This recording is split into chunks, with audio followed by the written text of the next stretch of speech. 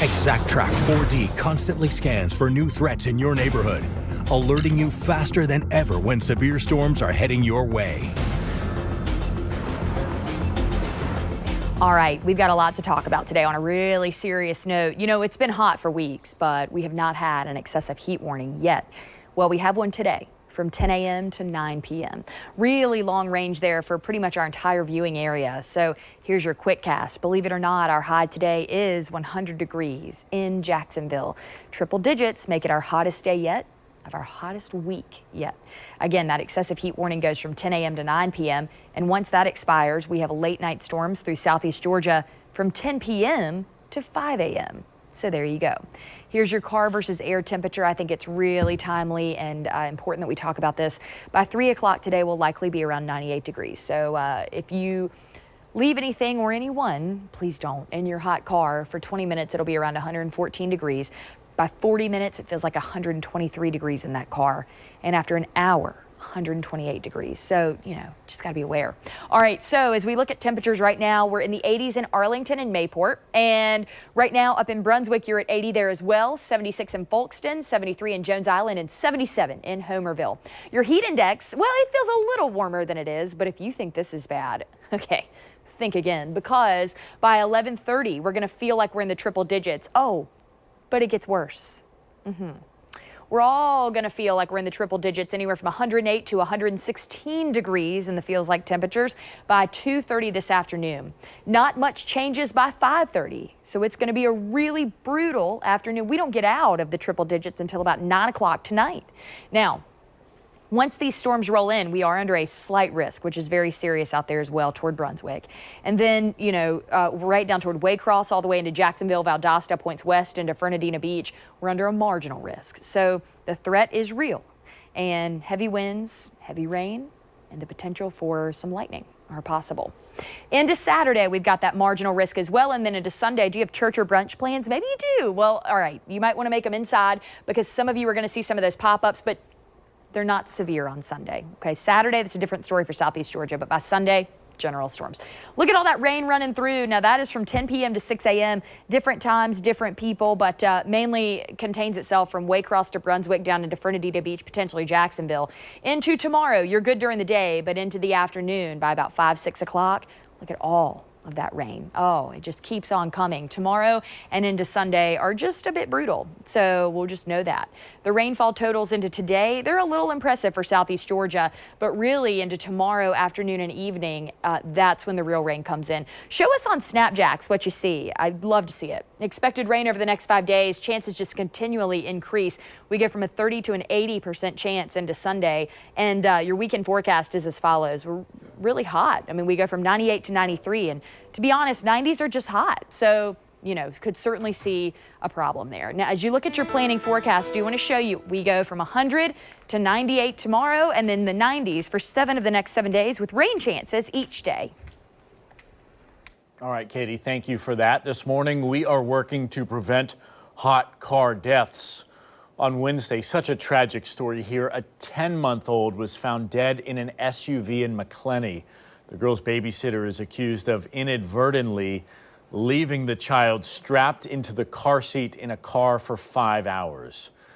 Nationwide, this child is the 14th to die in a hot car this year and the 6th in Florida.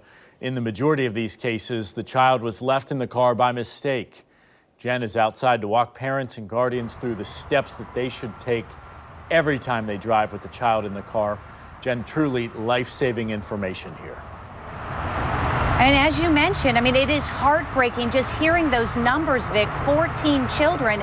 I mean, one child is just too much, which is why we want to educate our viewers, because the reality is, I hear it all the time from viewers who reach out to me after we report on some tragedy involving a child left in a hot car and say, well, that would never happen to me. And the reality is it does happen. It happens far too frequently. And oftentimes it happens to parents who are great parents who are just on their way to work and they just simply forget. So I want to walk you through that, okay? So you're driving the car to work, in the morning. You've got baby in the back seat, for example, and you arrive to your destination and you're here in the driver's seat and you just simply get out and you forget. Danielle Carlino is with Safe Kids Northeast Florida at Wolfson Children's Hospital. She's going to walk us through a little bit because, Danielle, good morning. Thanks for being here. I appreciate it. But you know these statistics because frequently if this happens here locally, these children are often taken to Wolfson Children's Hospital. Absolutely. Can you explain, kind of as a counter to people saying, oh, this will never happen to me, how this often happens unintentionally? All parents think that preventable injuries are not going to happen to them. So it's really important, especially when it comes to heat stroke prevention deaths, to understand that parents do go on autopilot sometimes. This can happen to a very attentive and loving parent. When you're on autopilot, sometimes you go to work and you don't even know how you got there. So it can very easily happen when you have a sleeping baby rear facing in that back seat. So it's important to set those reminders constantly. Yeah, because that baby is not making any noise, so you oftentimes don't even know that he or she is there, and you don't want to wake them. Exactly. And that's the other part of this too. And often this happens in a situation where maybe there's been a change in the routine. Exactly. Mom usually takes the baby to daycare that day, but this day it was dad who's not used to doing it. Yes, and the second that routine changes is when we start to see some of these tragedies happen. So instead of the aunt bringing the child to daycare in the morning, maybe mom did, and it switches the whole entire routine. So that's when these tragedies can happen, and they can happen fast. Cars can heat up so fast. They heat up 20 degrees in 10 minutes. So you have something that you're holding in your hand, do. which is one of the demonstrations that Yeah. you're going to provide for us to help parents kind of walk them through what they should and shouldn't do. Absolutely. So, for example, they've gotten out of the driver's seat, okay? They're getting ready to go to work. How do we remind them, and what reminders can they set so that they remember babies in the back seat? So one easy thing you can do is actually opening up this back seat right here. So before you've gotten into the car, when you've before you've left home, Yes, do this. before you've even left home, you should have a stuffed animal in this car seat when no child is in the car seat. When you put a child in that car seat, take the stuffed animal out and put it in the front seat so that you have that constant reminder that there's a child in the back. And what about cell phones? Using those, I've heard using your shoe as well. You can even do something as simple as taking your shoe off and putting it in the back seat so you know that you have to go back there. Even your set of keys, all of these, a lot of the cars now are just push to start. You can put those keys in the back seat as well. That is another great tip. And would you explain why having a direct dialogue and open communication with the daycare is so important as well? Those few minutes can be so pertinent. So if your child is not at daycare in that certain time frame, have them give you a call to let you know that that child has not arrived. That can save a life right there. Another important point also, and I've seen this, I remember this with my niece who's now 2.5. They love playing with car keys. Why is that a bad idea with young kids? You should make this not a toy. Anything to deal with a vehicle is not a toy, whether it's car keys, playing in the back seat. You want to make sure that they just know this is for transportation. When you're done being transported, you get out of this car, because we tend to see when children play with those keys, they see that re-entry. So kids can get back in, but they can't get back out. And I think that that's an important point because, really we've been talking about, particularly referencing the death that we saw earlier this week of the 10-month-old, young children, babies as an example, because they're quiet, you don't know they're back there. But the reality is that we lose older children also to hot car deaths, maybe because they're playing hide and seek out in the parking lot, of the apartment complex where they live. And it's even helpful to let your children know, teach them, if the back doors are not opening, try the front doors. And if that doesn't work, honk the horn. Make sure that they are known that they are in there. Yeah, God forbid that they should get themselves inside a car and be in there and be by themselves. 100%. Remind us just one more time, we're following triple-digit temperatures. Are supposed to be 100 degrees today. That doesn't even include feels like.